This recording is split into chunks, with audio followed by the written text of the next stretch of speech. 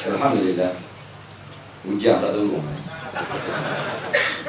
Saya bimbang kau tanya orang-orang Ipoh dulu kemarin, dia kata biasa petang malam hujan. Jadi dengar khabar buat tempat terbuka, bimbang juga. Tapi hujan ni bukan hak siapa-siapa. Nah, dengan perintah Allah dia tak turun. Alhamdulillah. Untuk sesi kedua dan terakhir, sebelum menjawab soalan, kita ambil juga beberapa lagi pengajaran yang boleh dalam cerita hijrah daripada rentetan-rentetan yang berlaku sepanjang sejarah hijrah itu sendiri. Dalam kita nak berjasa kepada Allah, nak membalas budi Allah, kita nak berjasa pada Islam, tak mesti benda tu besar. Amir bin Fuhairah dan rakan-rakannya telah menunjuk menjadi bukti benda yang kecil-kecil, yang remeh-temeh, tapi memberi impak yang besar di dalam sejarah Islam.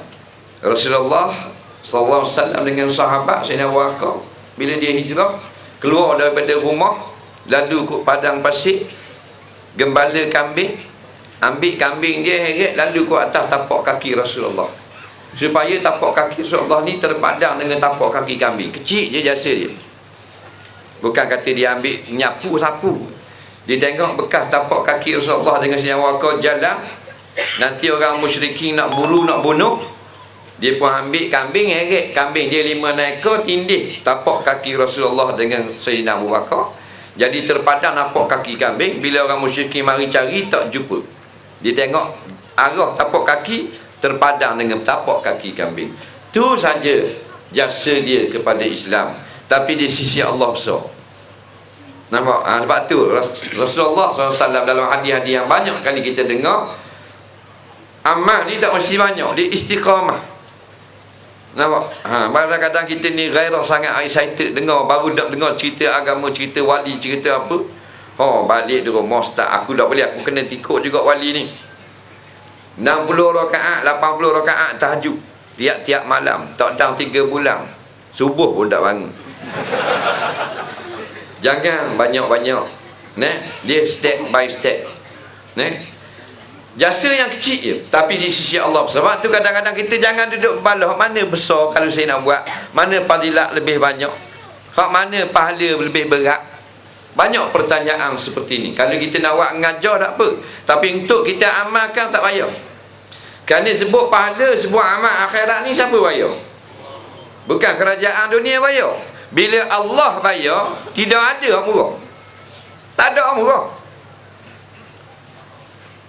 Satu huruf alif lam mim, 3 huruf, satu huruf satu pahala, 3 huruf 3 pahala. Satu pahala akan diganda 10 paling kurang. Sebab Allah ni kerajaan hak paling kaya. Tak usah balas dah, hak ni mana banyak pahala saya nak buat, mana lebih banyak. Setiap pahala yang paling sedikit ialah yang terbanyak kalau nak banding dengan dunia dan langit. Sebut dalam hadis, orang yang paling miskin di dalam syurga, orang yang paling sikit amalnya di balasannya dalam syurga, dia dapat tanah seluas daripada Syam sampai ke Yaman. Syam ke Yaman 1000 kilometer tanah. Ni orang yang paling sikit harta masuk syurga, Allah beri dia. Pahala paling sedikit Tuhan bayar dia, tanah dia Tuhan beri dalam syurga, dari Syam sampai Yaman 1000 kilometer. Dan dia akan dapat 70 orang bidadari. Allahu Rabbi. Orang paling kaya dalam dunia, top 10 sekarang tu, 1 sampai 10 billionaire, serema tak ada bini 2. Seorang belaka, tak berani. Itu paling kaya di dunia tu. Kita nak dapat paling kaya dalam dunia, 10 orang terkaya, kita kena ada duit RM50 lebih daripada 50 buah trailer. Kita ada RM50, 50 buah trailer panjang, kita akan tersenarai. Tak nombor 8, nombor 9. Daya trailer pun tak ada, tak usah duit. Ni orang yang paling sedikit sekali Tuhan bayar dalam syurga, tanah seluas 1000 kilometer dan 70 orang isteri. Jadi tak usah susah lah. Apa saja amalan kita buat untuk Allah, teruskan. Lepas tu ada orang masuk syurga dengan sebab puasa, ada yang masuk syurga dengan sebab zikir, ada dengan sebab selawat, ada dengan sebab jihad, ada dengan sebab ngajar, ada dengan sebab dengar, ada dengan sebab tulis sesuatu dalam Facebook, benda agama. Nampak? Bila Allah balas, tak ada murah. Yang murahnya kita kerja.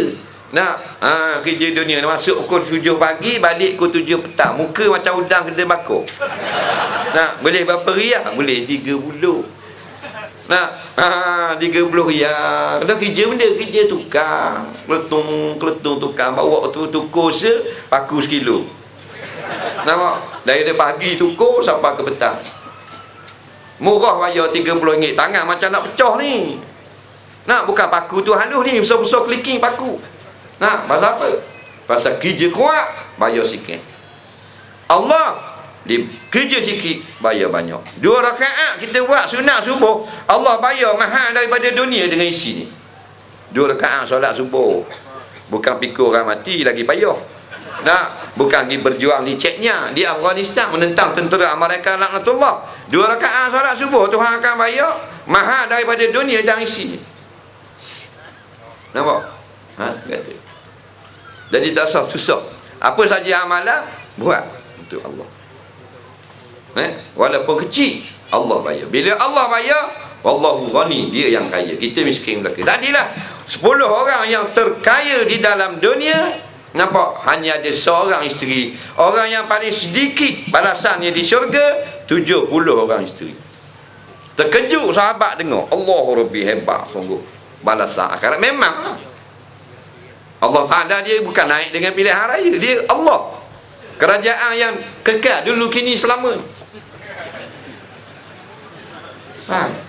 Seorang sahabat tanya, Rasulullah, 70 orang bidadari nak layak macam mana?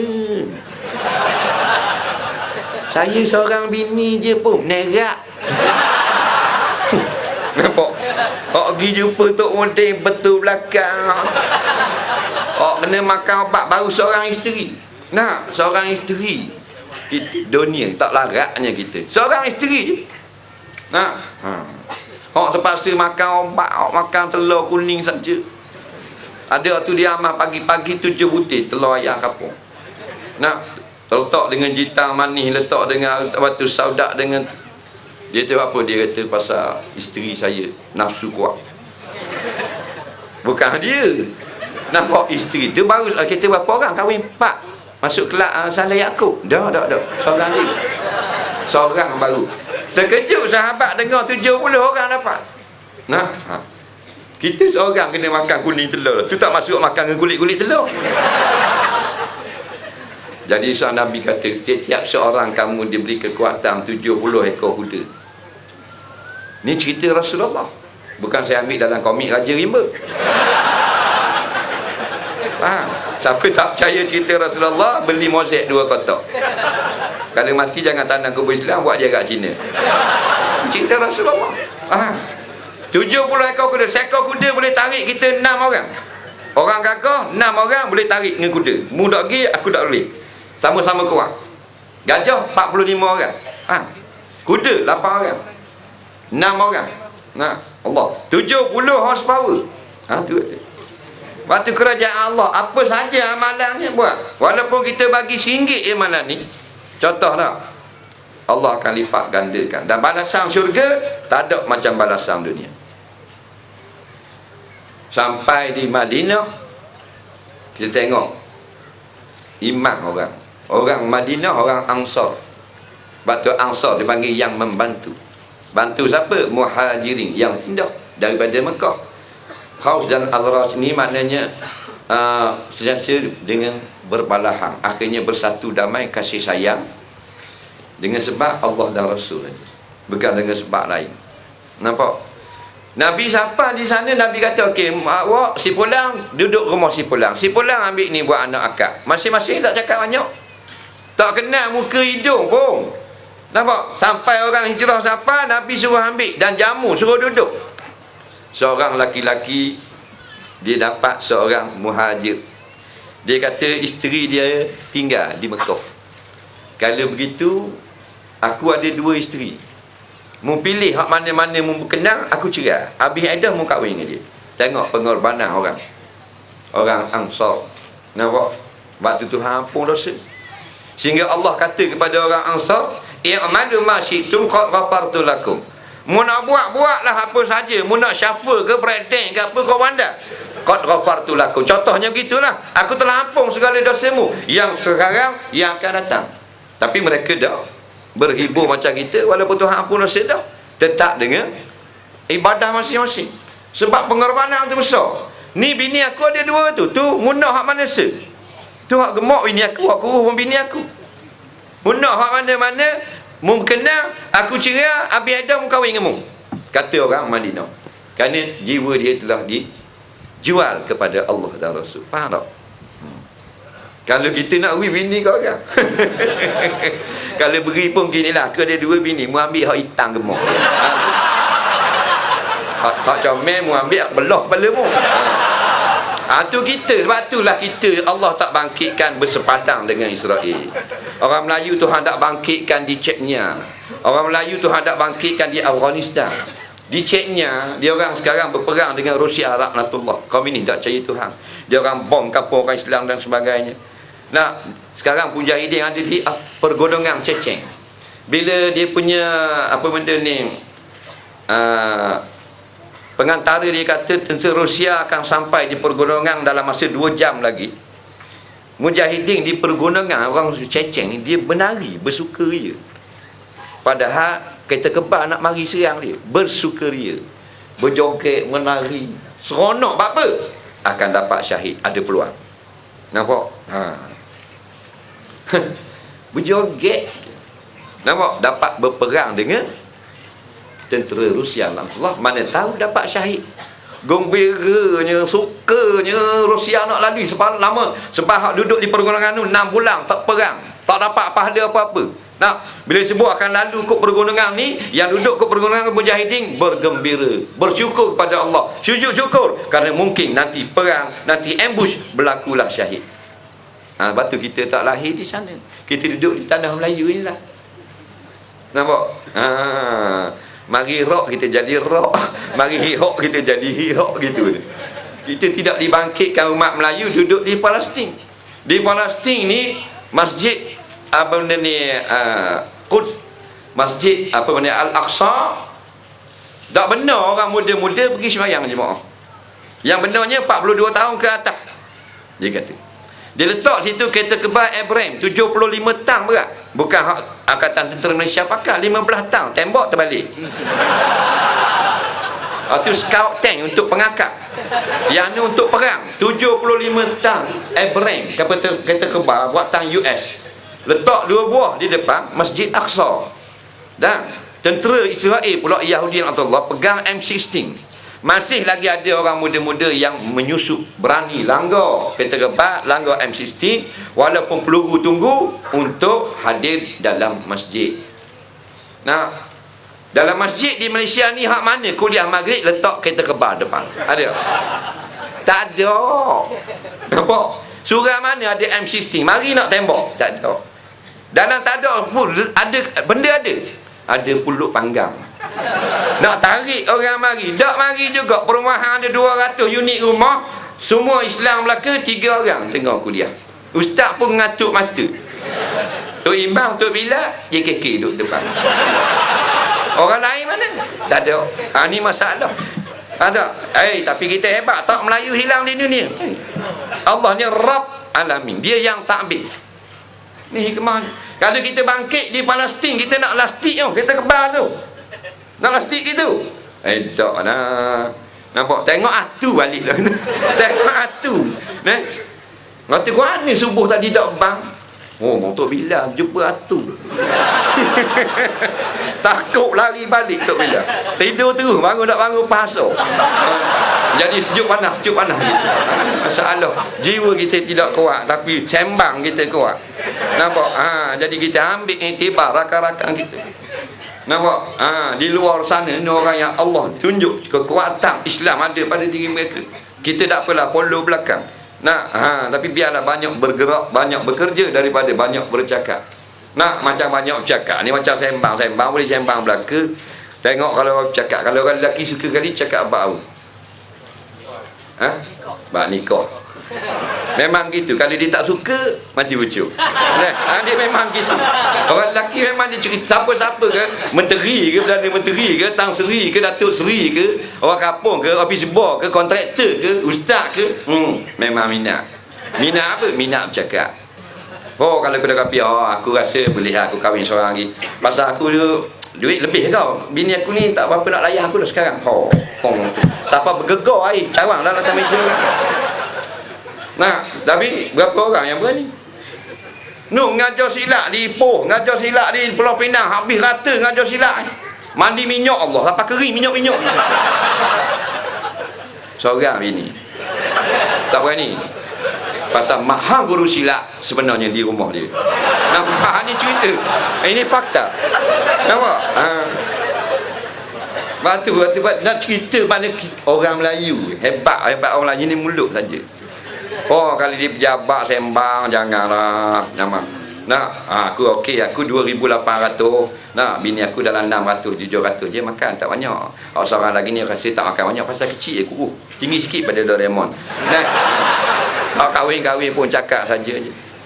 Tu cerita kita ni semangat mulut. Tapi amal kita tak macam mana. Jadi kita baiki balik. Masing-masing berebu-rebu ambil daripada tangan Rasulullah bila dibahagikan untuk buat balik ke rumah. Ni ambil engkau, mu ambil bilik ni, mu tidur sini, mu ambil rumah ni, aku ada 2 rumah. La ilaha illallah. Tengok dia punya iman.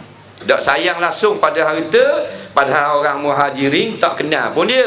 Tapi atas nama Allah dan Rasul bagi rumah, bagi tanah, bagi kebun, bagi kedai, bagi isteri, bagi anak suruh kahwin, bagi duit, bagi macam-macam. Yang tak ada nak bagi pun, mari bermalam dalam rumah. Cepat-cepat suruh bini masuk dan sebagainya. Jamu orang muhajirin. Tengok. Nampak? Kita Allah orang mari di rumah 2 jam tak kat air ni. 2 jam tetamu mari. Tetamu pun nak balik dah lah. Nak balik dah nak buat air. 2 jam air kepala otak apa. Nampak tak? Kalau mu nak akad awal-awal lagi akad. Nampak? 2 jam duduk tak akad air. Nabi kata jangan beri dia jam duduk, akad air dulu. Lebih cepat lebih baik. Tak nak duduk air siapa dah. Nampak? Kita 2 jam sembang. Nak balik dah nak minta biri dah nak. Puan-puan nak balik dah lah hampa ni. Dah lah lama tak main. 2 jam tak, dia kata tak lama lagi. Baru nak angkat ayam. Ayam apa? Nampak? 2 jam. Patutlah boleh pakai perotong wajah kedai air kopi. Allah Rahmat. Itu adab bertamu. Jangan main-main. Ada belaka. Adab bertamu. Kalau tetamu mari, beri salam. Assalamualaikum. Jangan duduk depan pintu yang terbuka. Dia ajar ni akhlak belaka ni. Nampak? Sebab pintu terbuka ni kadang-kadang tuan rumah dalam keadaan yang tidak sopan umpama ni. Kalau kita pergi rumah orang, rumah pintu dia terbuka, kita duduk jauh daripada pintu. Assalamualaikum. Tu adab ni. Ni tak pergi kat depan buka pintu. Assalamualaikum. Tuan rumah pula panas. Bila panas dalam bilik, buka kipas pun panas, keluar ruang tamu. Pintu tutup tak rapat, tiup di angin terbuka. Akan pula seluar undertaker. Assalamualaikum. Nyaknya. Kalau tukang kebun okey lagi, Tok Imam balik awal tu. Ni masalah tu kata Nabi dia ni dibimbing oleh Allah Taala. Nampak? Sebab tu tinggal ratusan ribu hadis untuk akhlak saja, untuk adab saja ratus ribu hadis dah. Ni ada hak masuk dalam rumah. Assalamualaikum. Assalamualaikum. Tak buka itu, buka diri. La ilaha illallah. Orang ngajar nak suruh jadi cerdik tak mari. Bila amat jadi rosak. 3 kali beri salam, tak jawab, balik. Kerana kemungkinan dia tidur. Maka jangan ganggu. Kemungkinan dia tak dengar. Kadang-kadang dia dengar, malah nak tengok muka kita. Senyap. Ni tak berti bahasa. Bukan kata 3 kali, depan pintu 18 kali. Tak jadi depan pergi ikut bilik tepi tu, korek bilik. Pusing belakang pula, tak bangun pula, ambil buah betik, baling. Kembali. Nampak? Ni lah adab-adab kita. Tak pasal apa? Pasal bila orang buka cerita hadis, cerita adab, mengajar agama, duduk tengok televising, duduk tengok drama. Acu Heru nak kena langgar di kereta lembu, bersambung malam esok. Bodoh kita daripada muda sampai ke mati. Tak reti ke apa. Kita jangan. Tapi janganlah rumah terbakar dipanggil 3 kali. 3 kali. Rumah kawan tu terbakar. Assalamualaikum. Assalamualaikum. Assalamualaikum. Okey dah jawab. Dia pun balik. 5 sekeluarga mati hangus. Jangan buat gitu. Jadi kira bodoh. Jangan bagi tetamu dah lama akad benda yang ada. Rasulullah bila sapa tetamu dia pergi ambil terus. Aisyah, kita ada apa? Ada kurma. Wah, keluar kurma. Dan ada orang yang bila kita akad sahabat-sahabat ni, bila akad makanan, dia akan makan sebahagian saja. Kerana kemungkinan sebahagian untuk anak-anak. Kita pergi rumah orang, awak keluar maknanya tak kuih bakar sepinggang bang. Sedap, kuih bakar sedap. Satu lagi sedap. Kadang-kadang kawan tu dah ada 5 keping, takkan nak keluar 2. Kata dia orang, 3 nak pergi makan anak balik sekolah, letak 5 lah, buat elang. Mesti dia makan 1 je kot. 5 bang. Ada juga jenis tetamu tak reti bahasa. Ni. Jadi adab-adab ini ditunjukkan. Dan samping keimanan yang begitu tinggi, sanggup walaupun tak kenal, tak ada waris, tak ada darah, mari ke rumah kami. Kami sembelih unta, sembelih kuda, sembelih kambing bagi makan. Kerana atas dasar Allah dan Rasul. Jadi kita dengan sebab Allah dan Rasul, janganlah kita berpaling jauh lagi. Jalan ada di hadapan, ihdinas siratal mustaqim, jalan sebagai orang Islam dibimbing oleh Rasulullah SAW, berjalan terus atas jalan Islam. Apa juga orang kata, matlamat kita walaupun kita hijrah tak ada dah, tapi kita masih nak niat hijrah. La hijrata ba'dal fathi. Hadis yang terkenal, tak ada lagi hijrah lepas pada pembukaan kota Mekah. Walakin jihadun wa niyah. Yang ada perjuangan kita, yang ada adalah niat kita. Nampak? Tu masih ada. Jadi dakwahkan rakan-rakan kita, adik-beradik kita di keliling kita. Ramai lagi yang duduk dalam jahiliyah di sekeliling kita. Kadang-kadang kita sibuk bercakap tentang Islam. Adik-beradik kita jahat dengan Allah. Mereka penjenayah di sisi Islam. Tak solat dan sebagainya. Allahu Rabbi. Tak solat jangan main-main. Dia penjayah jani, jenayah besar. Yang sebut dalam Quran akan dihumbang dalam neraka sakar. Siapa dia orang tak semayang? Kita tak perlu beli tiket kapal terbang Air Asia. Nak pergi mana ramai-ramai dia orang manjai? Kereta catat kapal terbang nak pergi mana? Nak pergi tengok negeri orang tak semayang. Di mana? Di planet Mars. Tak payah. Adik kita tak semayang, mak saudara kita, ayah kita tak semayang. Musuh Allah, musuh Rasul, musuh para Nabi. Berhajat siapa? Nak tunggu ulama-ulama daripada Yaman mari nak dakwah, pok dara kita suruh semayang? Tak, kita nak tunggu maknanya datang mana ulama-ulama daripada mana? Kita nak suruh anak kita semayang? Tak, kita. Jadi ingat, daripada rentetan peristiwa yang begitu banyak, yang kita ada sekarang perjuangan untuk mengislam diri kita sendiri, anak bini kita, masyarakat, negara, dan kita niat biar betul. Jangan niat kerana dunia, kerana perempuan dan sebagainya. Dalam hadis hijrah Nabi sebut, nampak? Faman kana hijratuhu lidunya yusibuha. Siapa hijrah, yakni buat amalan bersama Allah Rasul, tapi niat kerana dunia, yusibuha, dia akan dapat. Aw limra'atin, atau kerana perempuan, yang kihuha, dia akan dapat perempuan. Tapi ingat, tidak ada lagi apa yang telah dijanjikan oleh Allah yang lebih kekal di sisi Allah, iaitu syurga yang menjadi perjalanan terakhir kita daripada rutin yang kita datang awal bersama dengan Nabi Adam dan Siti Hawa. Asal kita daripada syurga, biar balik semula kepada syurga. Nampak? Jangan terpesong sebelah daripada itu kita tak mau neraka.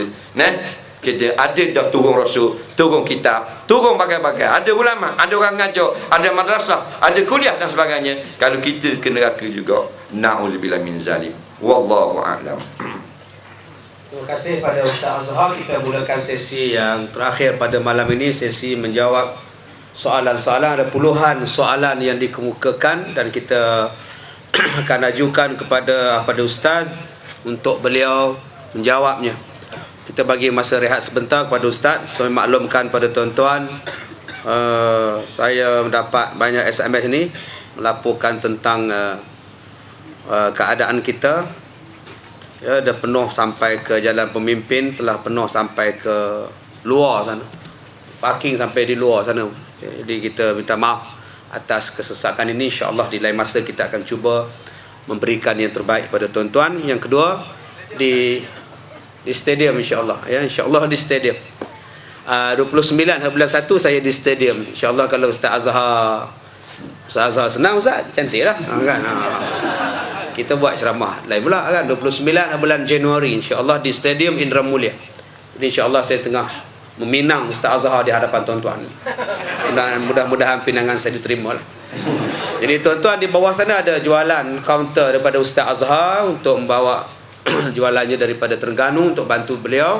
Begitu juga di bawah kaunter sana, meja sana, garas sana itu ada jualan wakaf untuk Al-Barakah. Begitu juga untuk Aman Palestin yang datang membuat pameran pada malam ini, dan 2-3 lagi yang tuan-tuan boleh beli CD-CD ceramah saya dan ceramah Ustaz Azhar. Baik, kita rasa Ustaz Azhar telah pun bersedia untuk menjawab soalan-soalan ni. Soalan pertama Ustaz, ni soalan anak muda ni. Jika kita berkawan dengan perempuan ramai-ramai, kita berkawan dengan perempuan dan mereka selalu call kita, adakah haram sembang sesaja je? Relax bro. Baik, soalan pertama sama-sama lah soalan macam ni. Kalau tak silap ni sekali yang ke-33,000. Kita bercakap dengan orang perempuan dalam telefon, kerana kita ramai kenal di sekolah, kenal di pejabat dan sebagainya. Dalam telefon, jawabnya apa yang kita harus berbuat di luar, maka harus kita berbuat dalam telefon. Apa yang harus kita berbuat dalam telefon, maka harus kita tulis SMS. Sebab fitnah yang paling besar ialah berhadapan dengan mukhatab, berhadapan. Cakap dengan telefon, fitnah dia kurang. Kan tak nampak dia. Kita dengar suara saja. Suara pun kadang-kadang pecah-pecah. Fitnah yang paling besar ialah berhadapan orang dengan orang. Jadi kalau orang dengan orang diharukan pada syarak, maka dalam telefon pun diharukan pada syarak. Tapi kalau dalam SMS sekalipun dengan tulisan, muka dia tak nampak, suara tak dengar. Tapi kalau tak ikut peraturan syarak, jadi haram. Kalau tidak haram pun membazir. Nampak? Dengan sebab couple ni, keuntungan saja dapat kepada syarikat-syarikat telefon 500,000 juta satu malam. Tokek dia tidur, duit dia masuk 500,000 juta. Kita duduk couple ni. Tu couple ringan, bukan hak berat. Hak diluk RM5 satu malam. Pak penyakit berat ni SMS. Habis kuat, dia tanya, yang buat apa tu? Hak perempuan pula jawab, suka orang lah. 20% tu syarikat telefon, betul tak? Tu baru satu pasang dah. Kalau daripada Perlis sampai Sarawak, berapa puluh ribu pasangan ada. Betul lah, duduk saja. Tapi I nak tahu buat apa. Suka orang lah, 4%. Duduk kat luar ke kat dalam? Kat dalam 6%. Kat dalam tu kat mana? Atas kursi, atas lantai, atas punggung orang lah. 8% ini belum tidur lagi. Ini benda-benda lagu ni akhirnya tu baru makro, baru lara, akhirnya takut jadi. Jadi syaddul dhara'i, hadkan perbuatan itu benda yang mustahak saja. Wallahu a'lam. Soalan kedua Ustaz, adakah batal solat menelan air mata yang mengalir dalam mulut? Kata ulama fiqh, bila air mata itu masuk daripada dalam, dia menangis ikut dalam, pelik je. Tapi biarlah masalah tu, dia tak keluar, dia ikut dalam, masuk dalam mulut, telan, maka dia tidak dikira air mata. Air mata dia bila dia keluar, kita pun masuk, untung aku, dia pun minum air mata dia setitik dengan sengaja, membatalkan solat. Wallahu a'lam. Adakah sekufu perkahwinan antara laki-laki umur 29 dengan wanita umur 19 tahun? Masalah kafaah, masalah sebanding. Yang pertama sekali agama, kufu ni. Yang perempuan orang beragama, laki-laki biar beragama. Yang keduanya adalah keturunan. Yang ketiganya seperti apa benda ni, kecantikan, para rupa dan sebagainya. Umur tidak masuk dalam kufu, melainkan pada setengah ulama fiqh saja. Sebab tu kita tengok kahwin awal 60 kahwin umur 40, umur 45 kahwin dengan umur 25, syaratnya bahagia sudah. Cuma ulama memakruhkan kalau tua sangat, tidak haram tua sangat. Dah, orang lelaki umur 25, orang puan 165. Jadi makruh. Wallahu a'lam. Orang tanya Ustaz, dah tua-tua nak buat apa kahwin Ustaz? Dia orang jawab, biar dia buat kahwin, tahu dia nak buat apa. Tak payah fikir-fikir. Baik, nak tanya Ustaz, jika menggunakan mazhab lain dalam solat dengan saja-saja, boleh ke tak? Baik, dia banyak juga orang budak-budak ditanya lagu ni. Kita mazhab Syafi'i contoh, tapi hari ni nak semayang asal, kita nak semayang mazhab Hanbali. Jawabnya boleh, tak ada masalah. Mazhab ni Quran hadis. Mereka bersumberkan Quran hadis. Dah dengan ijtihad masing-masing. Yang tak bolehnya tatabu' rukhas. Kita sengaja berpindah-pindah untuk bermain-main, bersuka-suka atau cari yang mana lebih mudah. Kita nak bermudah pada agama, maka hukumnya diharamkan pada syarak pada jumhur ulama. Adapun kita saja kita nak melakukan amalan sekali dalam mazhab Hanbali, syaratnya kita faqih dalam masalah itu, kita tahu mana tempat istinbat, mana hadisnya, maka diharuskan pada syarak. Wallahu a'lam. Apakah hukumnya sesetengah pendakwah yang mengatakan serban dan jubah bukanlah sunnah kerana hanya adab orang Arab? Komen Ustaz. Baik, ini pula benda yang selalu kita dengar, benda yang memang sunnah tiba-tiba tidak dikatakan sunnah. Dalil mereka dia kata serban tidak sunnah kerana Nabi lahir itu orang pakai serban dah, bukan sunnah. Jawabnya, ulama jawab, Nabi suka berserban, Nabi suka dengan berkopiah. Almarhum Syekh Hasan Muhammad Makhluf bekas mufti besar negeri Mesir, dia sebut dalam kitab dia apa benda ni, Fatwa Syar'iyah. Yang ini dua perkara, al-qalam surah dan imamah, serban dan kopiah adalah sunnah Nabi SAW, dan tidak dapat kita gunakan hujah Nabi lahir telah ada serban, maka dia bukan sunnah. Kalau begitu makan tangan kanan bukan sunnah, kerana sebelum Nabi lahir orang telah guna makan tangan kanan. Dan berenang pun bukan sunnah, kerana sebelum Nabi lahir orang telah pun berenang. Jadi bila datang dalam hadis Nabi suka benda tu, maka itulah sunnah Nabi SAW. Tapi tidak disyaratkan pendakwa nak pakai serban, nak pakai kopiah, jubah dan sebagainya. Pakai jin 501, baju hacker pun tak ada masalah, kerana dakwa menyatakan kebenaran, ajak orang buat baik. Wallahu a'lam. Baik, ini tentang pakaian Ustaz. Apa hukum laki-laki yang pakai baju pink dan warna-warni dengan kata haram? Saya ada baju Melayu pink dan ungu, kalau haram saya nak pakai dah. Pakai bagi sini. Tidak ada sebarang hadis pun yang menyebut warna pink dalam larangan-larangan pakaian. Yang adanya pakaian-pakaian yang dilarang, pakaian warna untuk wanita. Jadi kalau benda tu khusus untuk wanita, ataupun sekalipun pada jalan adi, kebiasaan, kalau pakai kali gitu orang puang, maka boleh jadi haram pula orang laki-laki pakai. Berarti sebaik-baiknya, kalau warna pink yang terang-terang ni, jangan pakai orang laki-laki. Kerana ini pakaian yang color ni biasanya khusus untuk perempuan. Tapi kata haram tu bukan haram itlaq, dengan qat'i, makruh tahrim, dengan sebab qiyas daripada hadis yang menjadi sandaran. Jadi makruh tahrim hukumnya haram juga, tapi tak sama dengan haram yang asal. Kerana tidak disebut dengan warna dalam hadis. Jangan dengan warna-warna yang disukai oleh wanita. Wallahu a'lam. Baik, kita kembali kepada masalah persoalan keluarga. Ini tentang masalah nafkah Ustaz. Apakah kadar nafkah yang ditetapkan Islam bagi seorang isteri? Macam mana kalau mak mertua dapat lebih daripada kadar nafkah yang diperolehi oleh isterinya? Nafkah yang wajib asal dia ada 3, yang tabi' dia ada 2. 3 yang wajib, makan, minum, tempat tinggal dan pakaian. Makan, minum 2 kali sehari sahaja. Ini yang mu'tamad.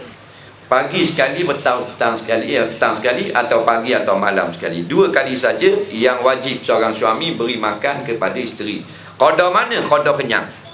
Mengikut makanan bukan negeri, makanan jenis perempuan yang menjadi isteri. Kalau isteri dia orang Melayu, makan berat, wajib dia beri makan beras walaupun isteri dia duduk di Moskow. Dia ikut makanan pasal nafkah isteri. Nah, kalau isteri dia bukan jenis makan nasi, jenis makan cikedi. Dia makan cikedi. Tunai dah nafkah. 2 kali sehari sebut dalam kitab I'anatul Talibin dengan lauknya, bukan nasi saja, mesti ada lauk.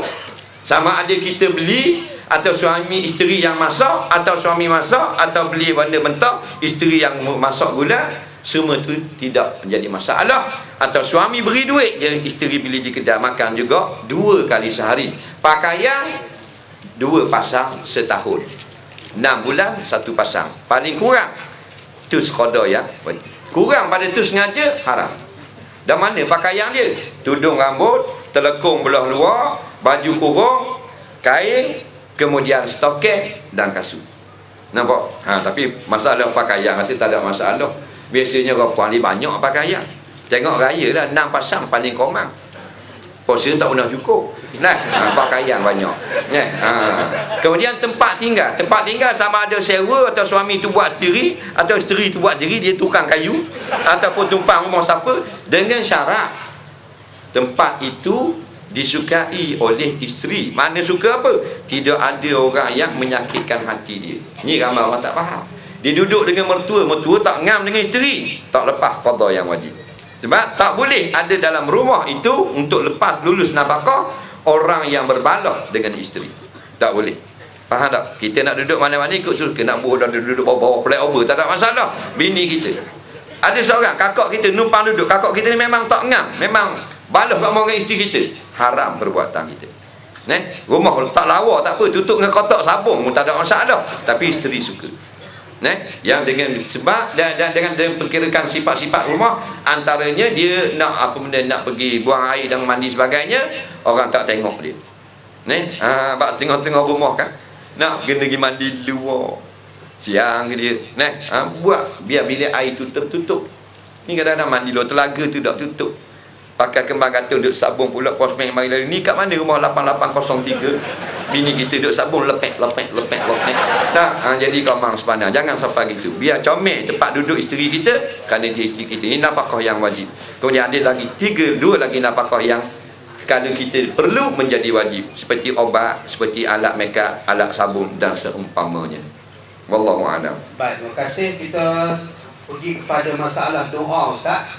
Kalau saya berdoa minta anak jadi cerdik macam Imam Syafi'i, jadi kuat hafalan macam Imam Bukhari, boleh ke?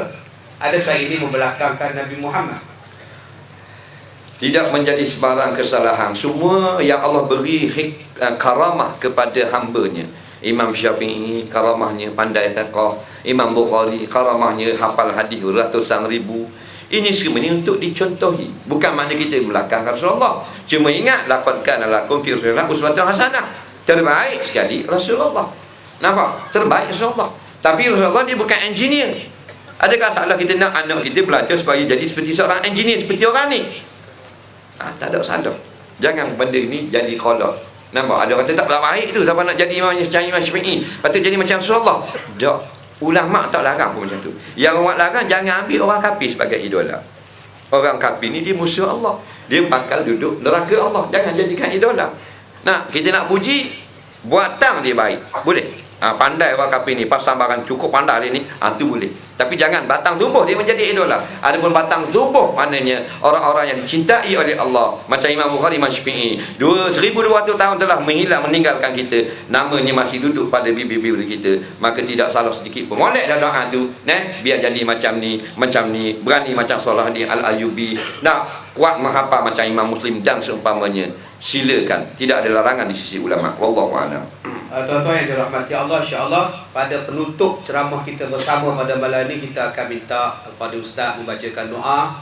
Saya minta semua berada di tempat masing-masing untuk sama-sama baca doa, dan kita akan sudahi ceramah kita ini dengan ucapan selawat yang akan dipimpin oleh kumpulan Nasyi'in Tim yang turut bersama dengan kita. Jadi saya minta nanti dalam sebelum tamat program kita ni, kumpulan Intim ambil tempat di belakang saya, dan mereka juga membawa CD-CD buku-buku mereka. Dan jika tuan-tuan membeli CD nasyid mereka, buku mereka, beberapa persen ini akan disumbangkan dalam pembangunan Al-Barakah yang baru. Kita masuk lagi dalam soalan seterusnya tentang syurga. Saya ada mendengar Mufti Mesir Syekh Ali mensyarahkan kitab Hikam.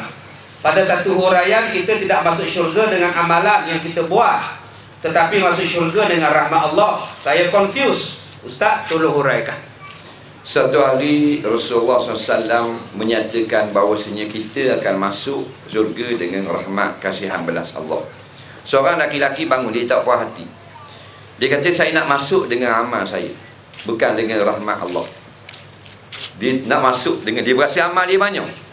Nabi kata, jauh kita masuk dengan rahmat Allah, bukan dengan amalan kita.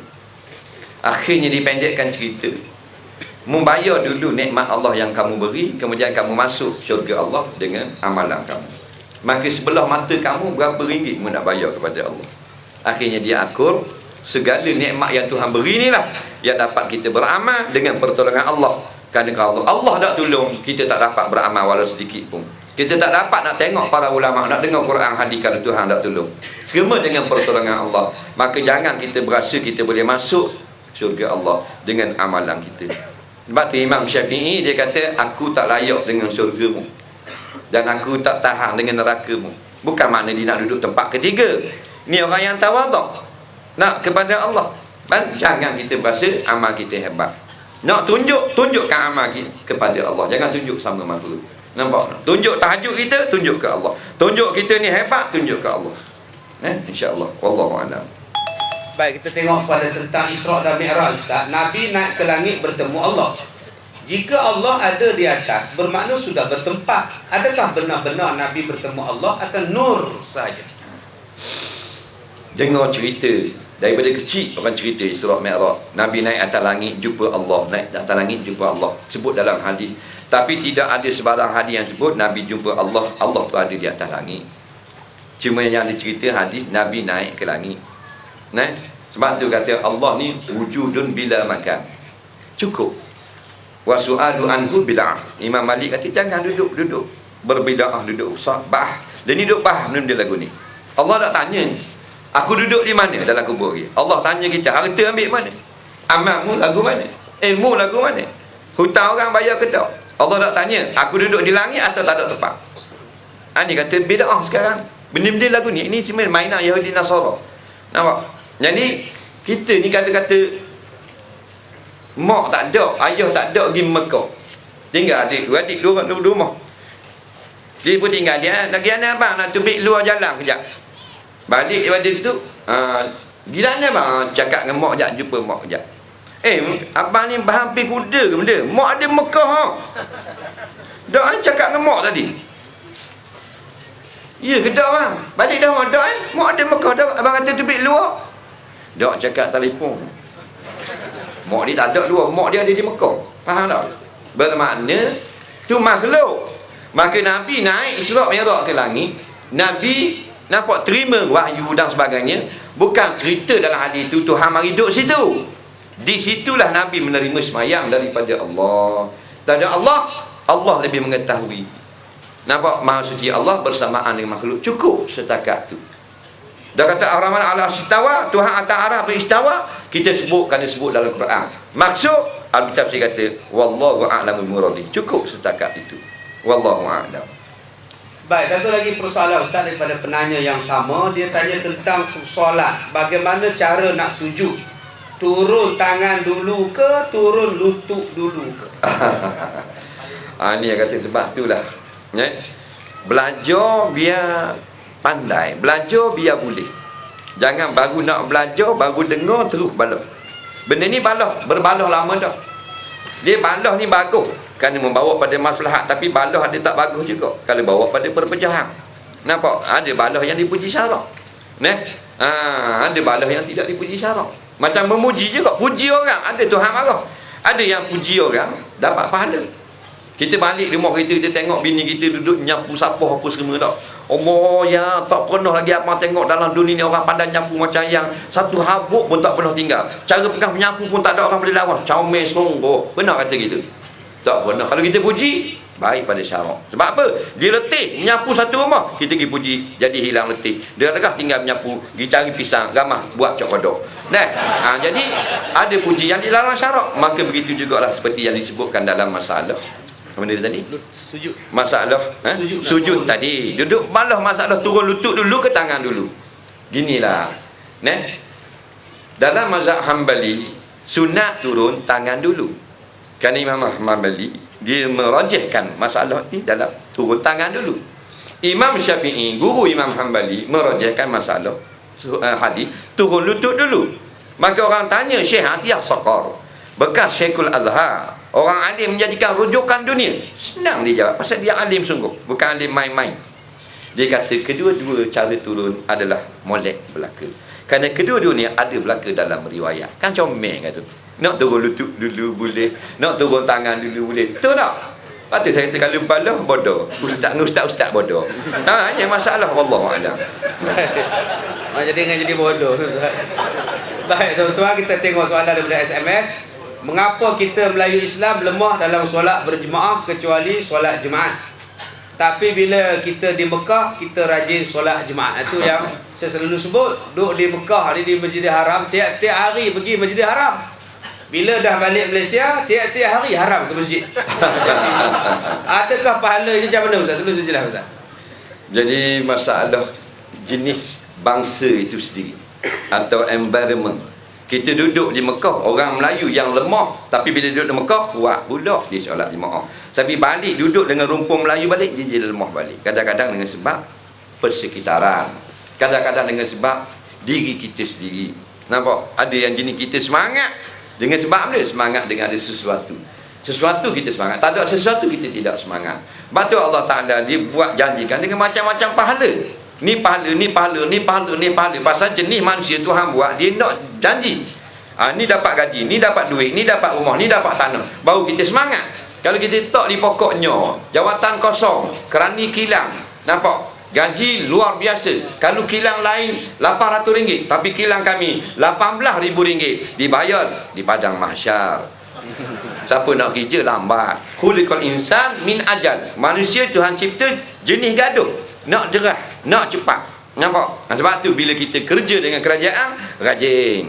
Pukul 6 pagi keluar dah. Kerja dengan kerajaan Allah malam. Padahal Allah bayar mahal. Nampak? Kerana bayar mahal pun lambat bayar. Jenis kita ni jenis gaduh. Sebab tu walaupun dijanjikan 27 pahala dan sebagainya, kita masih lemah. Tapi siapa di tanah yang barakah, bumi yang sangat barakah, maka kita hilang lemah berkat tanah Mekah haram. Balik sini tak ada keberkatan tanah haram. Nampak? Balik semula diri kita asal, lemah kita, melainkan orang yang sudah sedia kuat. Jadi benda inilah kita kena ubah supaya kita jadi umat yang terbaik. Wallahualam. Baik, soalan yang seterusnya Ustaz tentang hukum berkenaan dengan duit KWSP dalam 60,000.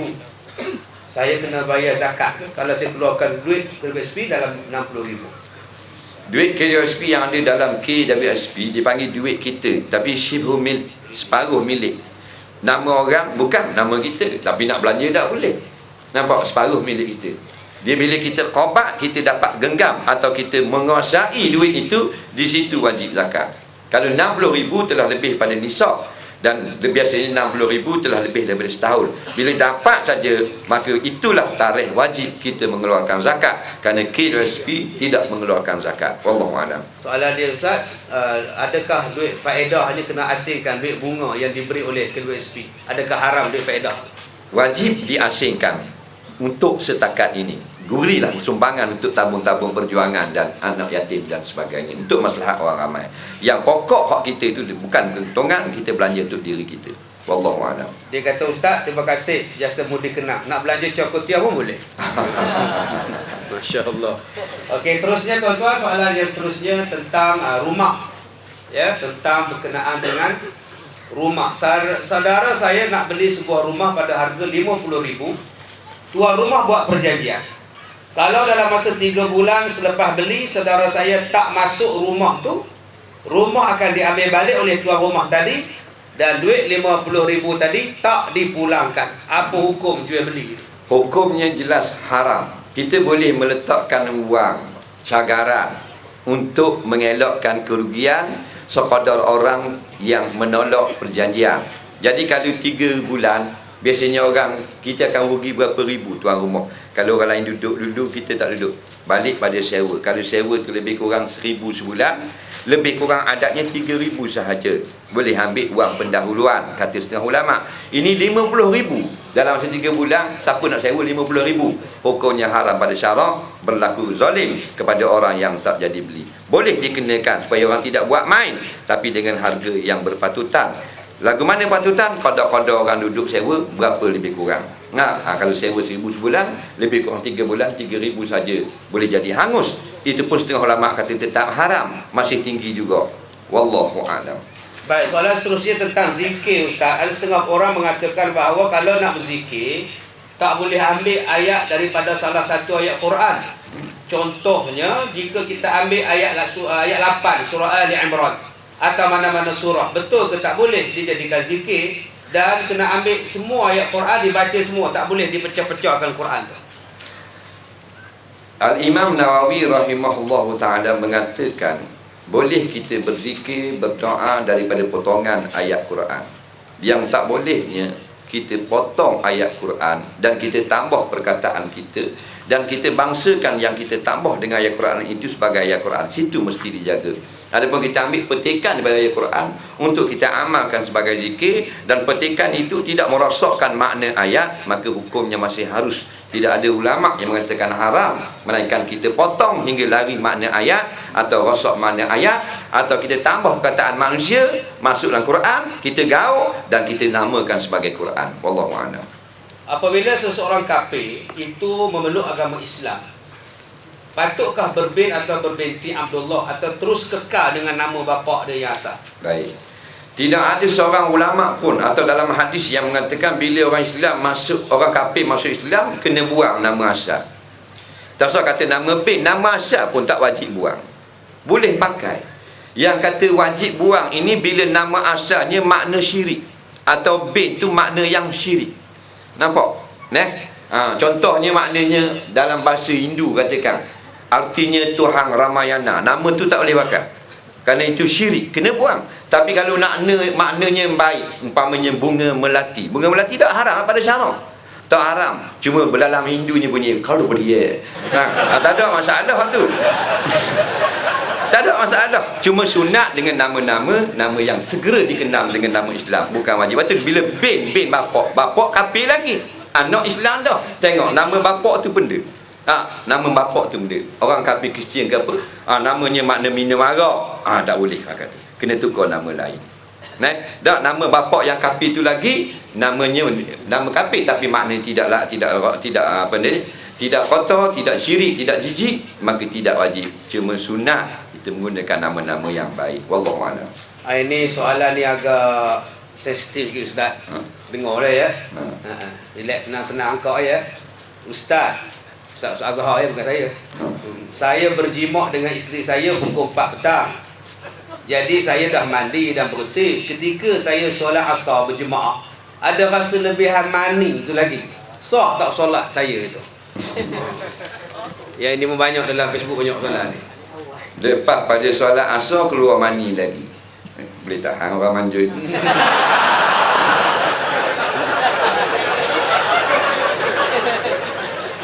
Jadi keluar mani ni tidak membatalkan wuduk, dia menyebabkan hadas besar. Bila yang menyebabkan hadas besar? Mani-mani yang mula-mula keluar, bukan air mani yang mula keluar kali yang kedua. Contoh kali kedua gini, lepas dia jimak dia keluar mani, lepas tu dia pergi mandi-mandi, ada lebihan dalam kemaluan. Hak tu membatalkan wuduk. Kalau keluar sebelum semayang, tak sah semayang tu kerana dia tak ambil wuduk. Tengah semayang pun batal semayang, bukan sebab hadas besar, kerana batal wuduk. Mani yang menyebabkan hadas besar, dia terpancar klimaks daripada keseronokan. Adapun yang lebihan daripada mandi, nampak? Dia hanyalah membatalkan wuduk. Jadi selepas daripada semayang barulah keluar lagi mani, tak batal semayang dia tadi. Tak batal pun.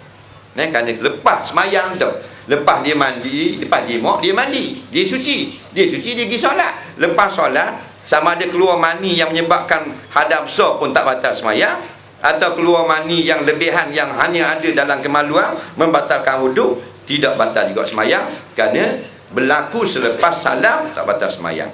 Yang batalnya Assalamualaikum, keluar mani, kum, mari ke diam, maka batal sembahyang. Wallahu a'lam.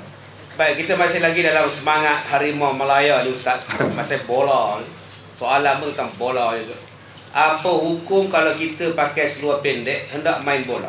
Tolong jelaskan. Jawabnya tidak haram kita pakai seluar pendek ataupun pakai spender. Yang haramnya kita dedah aurat.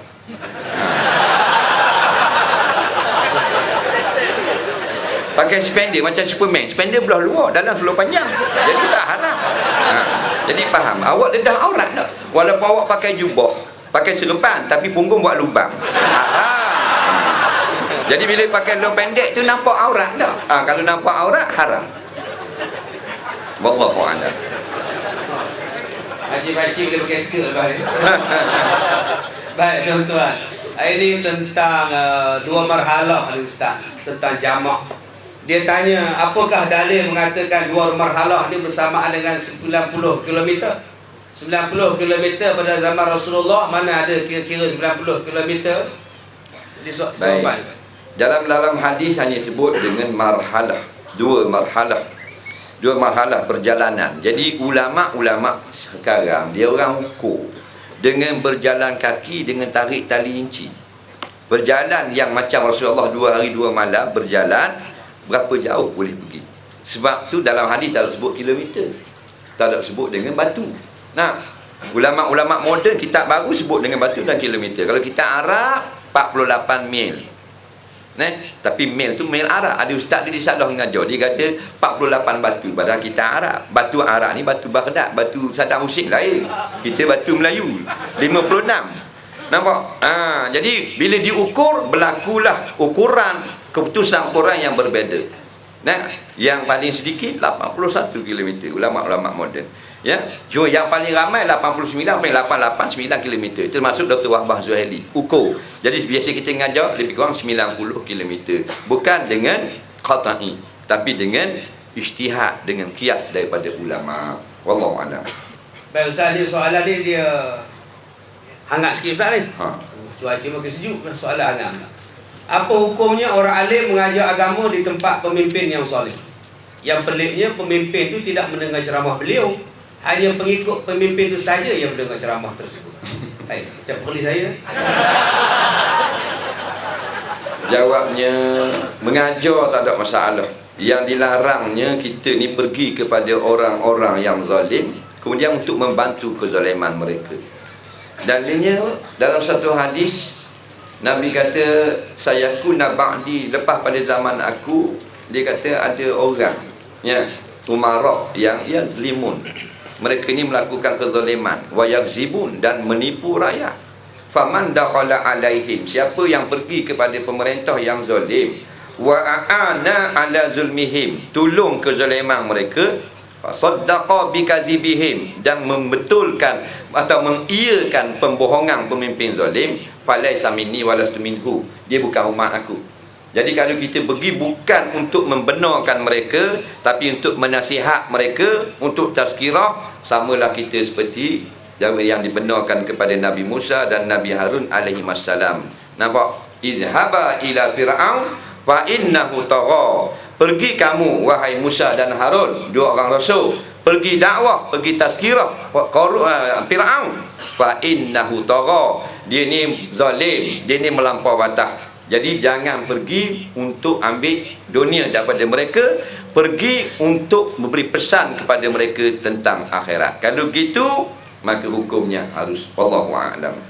Baik tuan-tuan, ya, soalan kita semakin, kita akan tamat pada jam 11 malam insya-Allah. Jika saya berselisih dengan seorang perempuan yang berpakaian ketat dan boleh menaikkan nafsu yang saya tidak kenali, bolehkah saya menyebut astaghfirullahalazim dengan suara yang sedikit kuat supaya perempuan itu mendengarnya, dan membalikkan muka saya dengan tujuan untuk menyedarkan perempuan itu tentang pakaian? Apakah tindakan saya ini betul? Jika salah, apakah tindakan yang sepatut yang saya lakukan? Baik. Jumpa dengan orang perempuan pakai ketat lah. Dia ni memang banyak pakai ketat. Dia umur 25, 22, pakai baju adik orang sekolah tadika. Dah ketat apa? Sampai habis nampak ni. Masalah ni Habis Terengganu ada, tengok dia dekat tadi dekat Ipoh pun ada juga, sama je. Sama lah kau ibu bapak sama bodoh duk biarkan nak begitu. Nyak kau Terengganu je bodoh, kau perok bodoh juga. Jadi benda ni bahaya. Pasal ni sampai pada umur tertentu memang dia akan memberbahayakan kita. Tuhan buat kita, dia ada nafsu. Kita budak-budak tak ada masalah. Tengok masih budak-budak main kanak-kanak, main rumah pondok-pondok kan. Lepas main buku-buku nasi mok, main kahwin-kahwin pula. Puang umur 6 tahun, kita umur 7. Main kahwin dah dulu, masuk dalam pondok. Dah buat benda pun, klik-klik tu baik.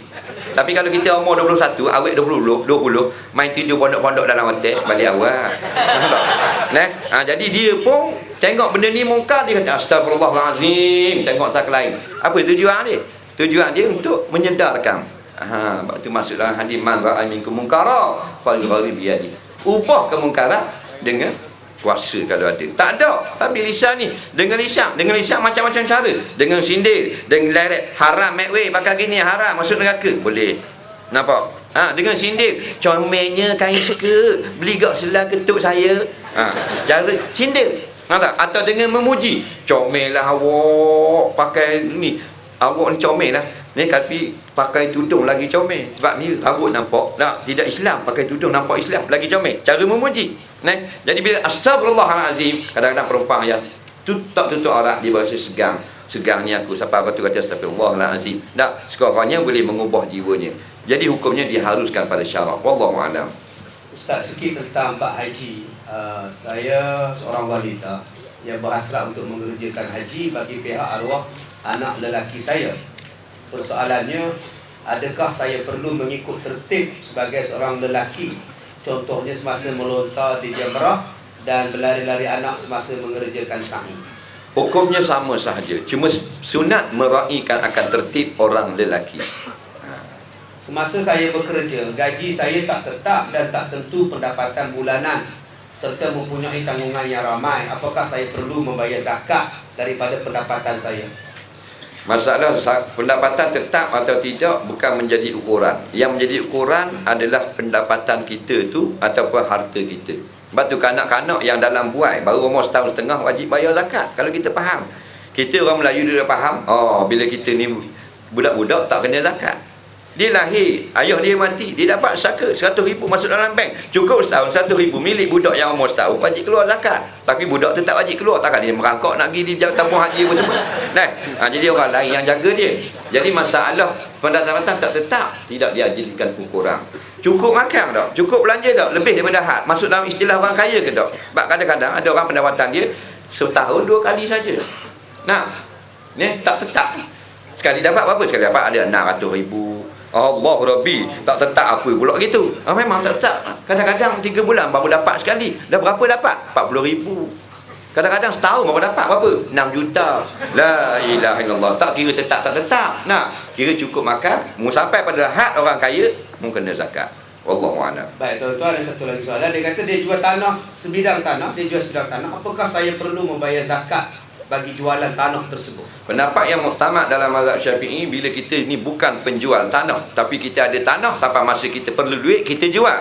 Walaupun dapat dengan harga yang melebih daripada nisab. Contoh 100,000 lebih daripada nisab, tidak wajib kita kena bayar zakat. Yang wajib zakat orang yang kerja dia penjual tanah. Jadi orang yang bukan penjual tanah tak kena zakat. Cicing kita ada sebetul, kita ada kereta ataupun ada rumah, sampai masa kita perlukan duit, jual rumah atau jual kereta 60,000 katakan, nak pakai duit, tak kena zakat. Yang kena zakat penjual kereta atas nama zakat perniagaan. Wallahu a'lam. Baik, tuan-tuan, kita ada soalan yang terakhir selepas ini. Jadi seperti mana yang saya katakan tadi, kita dengan akhlak kita datang belajar, dengan akhlak kita mendengar ceramah, dan dengan berakhlak juga kita meninggalkan majlis ini. Jadi sebelum kita menamatkan majlis ini, saya hubung balik, kita sama-sama akan baca doa. Mudah-mudahan memohon barakah daripada Allah, rahmat daripada Allah. Kita minta ustaz kita tolong bacakan dengan laungan amin yang bergema daripada tuan-tuan, hampir bergegar maju ini, dengan Fatihah yang kita baca nanti insya-Allah, dengan beradab. Yang kedua, saya minta maaf pada tuan-tuan. Jadi kita bagi peluang pada tuan-tuan, jika nak ambil gambar kami berdua, sekarang boleh ambil. Sebab selepas habis saja Ustaz Azhar pun penat, 2 hari di sini banyak program dia. Selepas habis kuliah ini terus akan dibawa. Kita tidak membuka ruang untuk tuan-tuan bersalam-salaman pun, makan masa dia berjam-jam nanti. Jadi kalau tuan-tuan nak ambil gambar sekarang, boleh daripada sini boleh ambil gambar. Ya, jadi yang mana di atas pentas ni boleh ambil gambar di sini, yang di bawah boleh ambil gambar daripada bawah. InsyaAllah kita bagi peluang pada ustaz kita untuk berehat sedikit. Soalan untuk dia yang terakhir, ada 2 soalan yang terakhir sebelum kita mulakan dengan bacaan doa dan selawat. Apakah bolehkah seorang perempuan meminang seorang lelaki dan bagaimanakah prosedurnya kalau boleh? Tidak ada sebarang ketetapan dalam agama maknanya orang perempuan tak boleh meminang, orang lelaki yang boleh meminang. Cuma dari segi adab sahaja. Ya, yang berlaku Rasulullah SAW dipinang sebenarnya hakikatnya oleh keluarga Sayyidina Abu Bakar untuk Aisyah. Begitu juga dengan keluarga apa benda ni Siti Khadijah, Ali Ja'far radhiyallahu an. Jadi kita kalau kita nak meminang lelaki boleh. Peminangan maknanya usaha peminangan itu dari pihak perempuan. Kita tengok seorang lelaki ni dia baik, beragama, orang semayang, orang pergi belajar agama, walaupun kerja makan gaji di pejabat, tapi dia orang baik, maka dia jodoh yang baik untuk kita. Maka kita boleh pinang. Pinang lagu mana? Menyatakan hasrat. Bila kita menyatakan hasrat, dia suka, maka kita gerakkan supaya pihak keluarga lelaki yang memulakan. Padahal meminang daripada pihak perempuan. Dan pepatah Melayu kata pergi tak boleh cari timba, tu pepatah tak ada masalah. Kita boleh rombak, tutup tu tulis balik. Pergi tak ada salah mencari timba. Boleh buat, tu hak kita. Nampak? Sebab bila datang laki-laki yang beragama, dalam hadis kata iza ja'akum man tardawna dinah. Bila datang seorang laki-laki kepada kamu yang kamu hengok bagus agamanya, fazawwiju, maka para wali tolong kahwinkan anak perempuan kamu. Jangan beri terlepas peluang ini kepada laki-laki seperti ini. Nampak? Tengok comel dah. Oh, comel budak ni. Aku tengok aku pergi kuliah, dia ada sama. Bagi kahwin dengan anak aku lah. Tanya laki-laki, budak, saya tengok awak ni baik, saya pergi semayang, pergi kuliah. Orang awak baik, cakap khabar awak baik, saya nak awak jadi suami kepada isteri saya. Suka tak? Tu anak saya. Cara itu mudah. Yang jadi payah sekarang adab ni. Itu yang jadi payah. Nampak?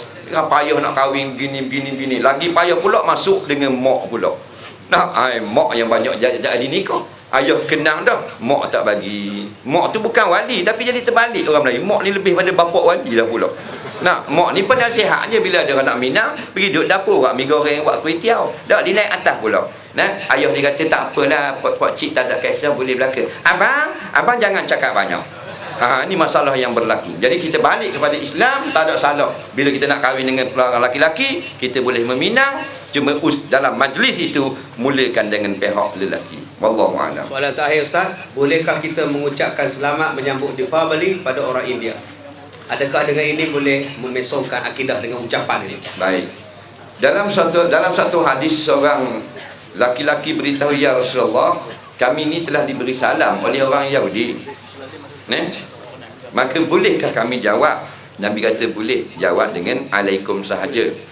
Oleh kerana itu jumhur ulama mengatakan jangan berkata dengan selamat untuk lain daripada orang Islam. Ini jumhur ulama ni selalu saya jawab. Walaupun ada khilaf benda ni, tapi ni yang paling kuat. Walaupun ada hadis Abu Hurairah mengatakan boleh, tapi hanya Rasulullah sendiri boleh mengatakan tak boleh. Maka kalau orang nak kata Deepavali, jangan kata selamat. Kata benda lain. Nampak? Happy Deepavali. Teruskan berhari raya. Tahniah dengan Deepavali. Ini yang lebih baik supaya kita keluar daripada khilaf. Al-khuruju minal khilaf mustahab. Tapi kalau kita kata bukan rosak akidah. Rosak akidah ni kita terima cara mereka menyembah berhala. Tu lain. Kata-kata yang kata haram tadi, kata selamat, Deepavali dan sebagainya bukan masalah akidah. Haram berkata sahaja, bukan haram masalah akidah. Masalah akidah ni lain. Kita tengok comel juga buat berhala gini, atau betul juga cara menyembah berhala begini, hak tu jadi rosak akidah. Ke betul juga Tok Pekong dia, hak tu yang merosakkan akidah. Wallahu a'lam. Baik tuan-tuan, berakhirlah sudah sesi ceramah bersama kami berdua, dan kita tutup dengan bacaan doa. Kita bacakan dengan surah Al-Fatihah dahulu. Al-Fatihah. A'udzubillahi minasyaitonir rajim. Alhamdulillahirabbil alamin. إياك نعبد وإياك نستعين اهدنا الصراط المستقيم صراط الذين أنعمت عليهم غير المغضوب عليهم ولا الضالين. Sebelum saya baca doa, selepas ini kami akan berdiri dua-dua orang. Jadi nak ambil gambar ke boleh. Jadi tak payah rebut-rebut, takut jatuh, takut apa. Silakan Ustaz. Bismillahirrahmanirrahim. Alhamdulillahirabbil alamin wassalatu wassalamu ala asyrofil anbiya'i wal mursalin sayyidina Muhammadin wa ala alihi wa sahbihi ajma'in. Allahumma ja'al jam'ana hadzal jam'an marhuma wa ja'al tafarruqana min ba'di tafarruqan ma'suma. Allahumma la taj'al fina wa la ma'ana syaqiyan wa la mahruma. Allahumma ja'alna fi hadhihi lailatin mubarakah minas su'ada'il maqbulin wa la min asjal mardudin. Rabbana hab lana min azwajina wa dhurriyyatina qurrata a'yun waj'alna lil muttaqina imama. Allahumma a'izzal islam wal muslimin wa syirka wal musyrikin wa dammir a'daka 'ada'ad-din. Allahumma ansur al-islam wal muslimin wal mujahidin fi kulli makan. Rabbana zidna 'ilma. Rabbana atina fid dunya hasanah fil akhirati hasanah wa qina 'adzabannar wa qina 'adzabannar wa qina 'adzabannar. Wa sallallahu sayyidina Muhammadin wa ala alihi wa sahbihi wasallam. Walhamdulillahi rabbil alamin. Assalamualaikum warahmatullahi wabarakatuh. Jadi kita mempersilakan semua kumpulan intim untuk sama-sama di belakang penceramah kita. InsyaAllah kami segera terawat pada insyaAllah. Assalamualaikum warahmatullahi wabarakatuh. Boleh, masya-Allah, barakallah. Boleh tengok satu. Okey.